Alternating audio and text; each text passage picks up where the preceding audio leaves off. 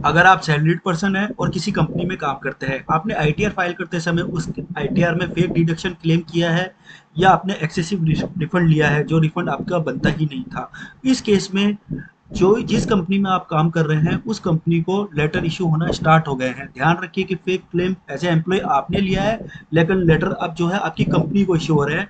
ये live letter मैं दिखा रहा हूँ, गवर्नमेंट ऑफ इंडिया का लेटर है, इनकम टैक्स डिपार्टमेंट द्वारा इशू किया गया है। आंध्र प्रदेश की एक कंपनी थी, उस कंपनी को ये लेटर इशू किया गया है। सब्जेक्ट लाइन अगर आप देखेंगे, online service provider letter.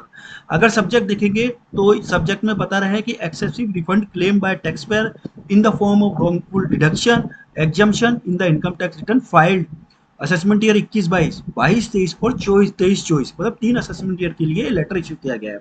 Letter की अगर बात करें तो इनकम टैक्स डिपार्टमेंट बोलता है कि उन्होंने आंध्र प्रदेश और तेलंगाना, दो ऐसे स्टेट हैं जहां पर कि एम्प्लॉय के द्वारा जो अकाउंट सेक्शन टीडीएस डिडक्ट कर रहा है उसका 75 टू 90% जो है रिफंड क्लेम किया जा रहा है। अब ये रिफंड जो है क्लेम किया गया है, तो इसके रिगार्डिंग उन्होंने बोला है कि आईटी डिपार्टमेंट ऐसे जो क्लेम डिडक्शन और एग्जम्पशन है उसको वेरिफिकेशन कर रही है।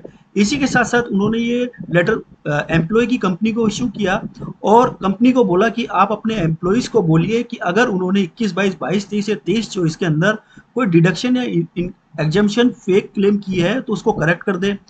ये जो करेक्शन का अपॉर्चुनिटी है वो दिया गया है। इसी के साथ साथ उन्होंने 24-25 के लिए भी बोला है कि 31/7/2024 आपकी ड्यू डेट है रिटर्न फाइल करने की, और जब आप वो रिटर्न फाइल करें तो उसमें भी जो है करेक्ट क्लेम करें डिडक्शन और एग्जम्पशन का।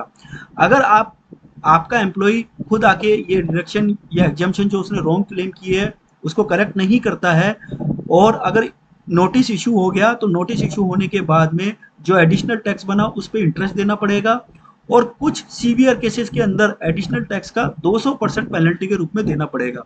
ऑल्सो अगर हो सके तो प्रोसिक्यूशन और जेल भी आपको जाना पड़ सकता है। इसलिए इनकम टैक्स के द्वारा कंपनी को डायरेक्ट लेटर इशू किया गया कि आप अपने एम्प्लॉय को बोलिए कि ऐसे कंसल्टेंट या ऐसे लोग जो कि ये बोलते हैं कि 75% या 90% जो है रिफंड दिला देंगे, टीडीएस जो कटा हुआ है उसके चक्कर में नहीं आए, और जो फेक डिडक्शन क्लेम की है उसको उनके पास में एक अपॉर्चुनिटी है कि वो अपनी रिटर्न को रिवाइज करे और जो एडिशनल टैक्स है उसको पे कर दे। फ्रेंड्स, अगर आपने भी ऐसा कुछ कर रखा है अपनी 3 साल की रिटर्न के अंदर, तो आपके पास भी अपॉर्चुनिटी है कि आप उसको करेक्ट कर दें। स्पेसिफिकली मैं 2024-25 असेसमेंट ईयर के लिए आपको बोलना चाहूंगा कि फेक डिडक्शन बिल्कुल भी क्लेम मत कीजिए, क्योंकि इनकम टैक्स डिपार्टमेंट के पास में आज की तारीख में इतने सारे चेक्स एंड अलर्ट्स हैं कि आप अगर 26 एएस में दिखाया हुआ टीडीएस 80-90% क्लेम कर रहे हैं, या एआईएस टीआईएस में कोई इनकम आ रही है, इंटरेस्ट की इनकम आ रही है, आप उसको डिलीट कर रहे हैं, तो उनके पास में अलर्ट चला जाएगा। अगर वो सब सिग्निफिकेंट अमाउंट है तो आपके पास में नोटिस आएगा। दूसरा, जो मैं बार बार अपने वीडियोस में कह रहा हूं कि जब भी आप आईटीआर फॉर्म सेलेक्ट करें तो अपना इनकम सोर्स देख लीजिए। आज की तारीख में जो भी सैलरीड पर्सन है, मेरे अकॉर्डिंगली 70 to 80% शेयर मार्केट के अंदर काम करते हैं।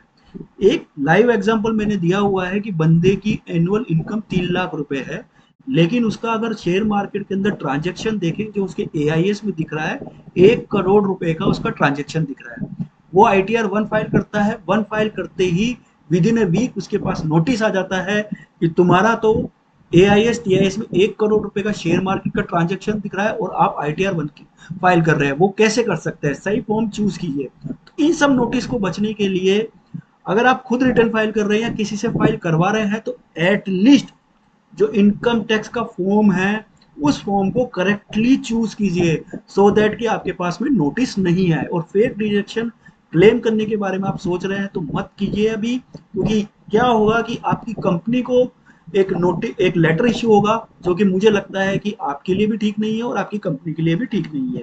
तो इनकम टैक्स डिपार्टमेंट जब इतना बड़े सर्वे कर सकता है और वो बता सकता है कि आंध्र प्रदेश और हैदराबाद में कुछ ग्रुप ऑफ पीपल हैं और वो ग्रुप ऑफ पीपल उस पर्टिकुलर कंपनी से रिलेट करते हैं और उस कंपनी को लेटर जा रहा है, तो फिर देखिए कि उनके पास में इनकम टैक्स पोर्टल के ऊपर कितने सारे चेक्स और अलर्ट होंगे जो कि आपकी फेक डिडक्शन को आइडेंटिफाई कर सकता है। तो ये मेरा एक छोटा सा वीडियो था। वीडियो अगर अच्छा लगा हो तो चैनल को सब्सक्राइब करें, वीडियो को लाइक करें और अपने दोस्तों के साथ में शेयर करें। जय हिंद, जय भारत, धन्यवाद।